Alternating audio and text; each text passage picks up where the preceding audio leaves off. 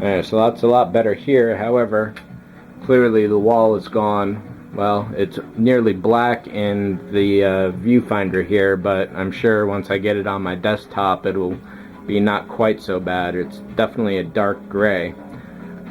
So again, up top there's the 6 lights, and what's really killing me with the bounce on this table is the fact that this is black paper.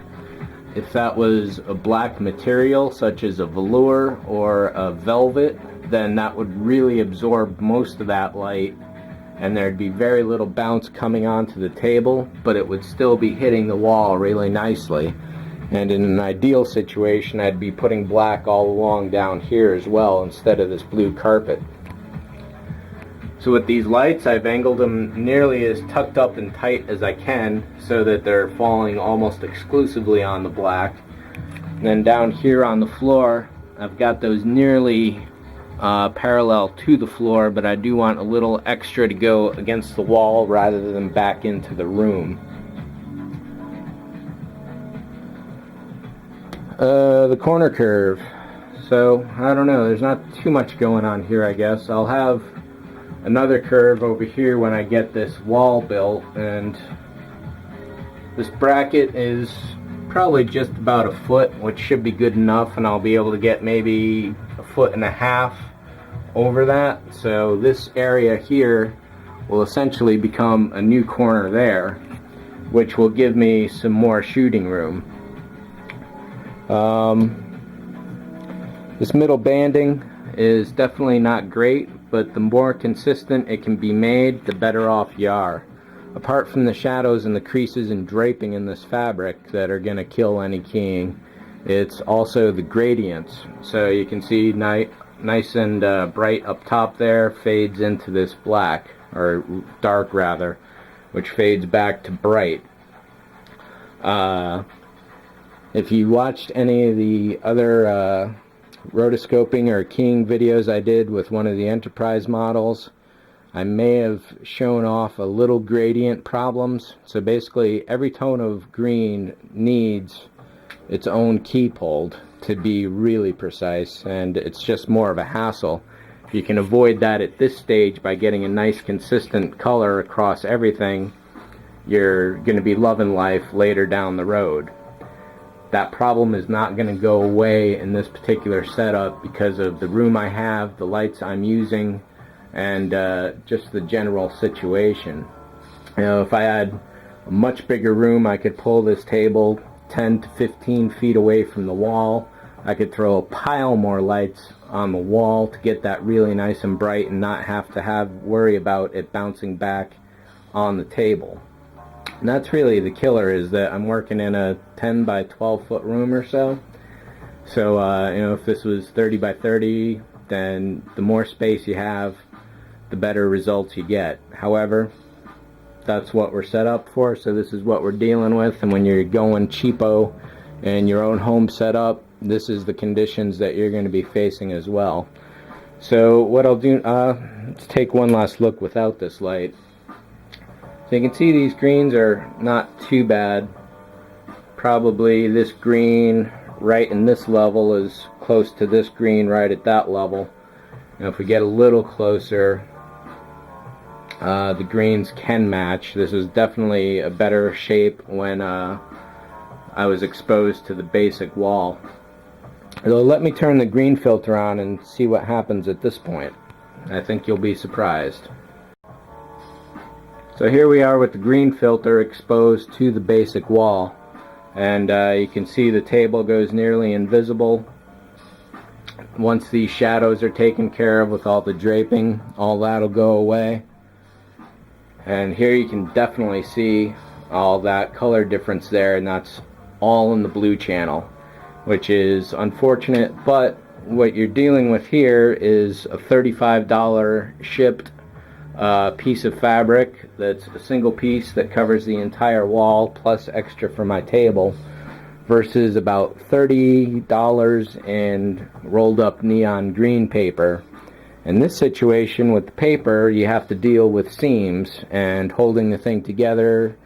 The bad day of humidity is what knocked this wall down.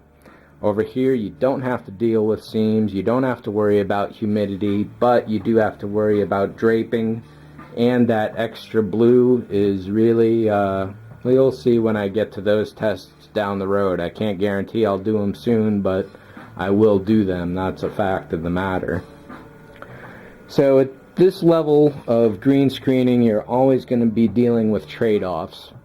In this case, it's the size of the room versus the lights versus the material that you choose to use for your wall. And what I'm going to do is, one of my bosses that I work for regularly has a portable green screen, so I'm going to go over by his shop at some point, maybe this week, maybe next week. I'll get some shots of what that looks like, and you're just going to be amazed at the difference. Not only in the quality and the fabric and the colors, but also in the cost as well. Because this little 6x9 piece of fabric was probably $100 plus. And if it's only 6x9, then for a situation like this, you need several of them, which definitely adds up fast. So if you want to keep things cheap, 30 bucks for your wall is definitely feasible. The lights were, the lamps themselves were like 8 bucks each, but there's $5 options at Home Depot for clamp lamps. The light bulbs, CFLs, were about $1 each. If you have a desk lamp around, you're $25 ahead of the game.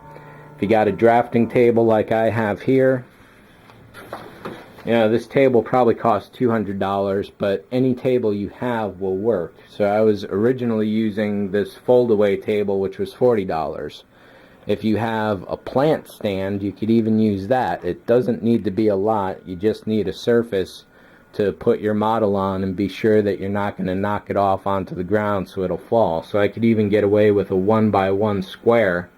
At the very least, it just has to hold the model. If you have stands and you want to invest in some photography, lighting or camera stands or tripods and mount your models to that, that's even, well, it's certainly more expensive, but you'll have no table to worry about. You'll be able to position it a lot easier, and that's just a lot less hassles.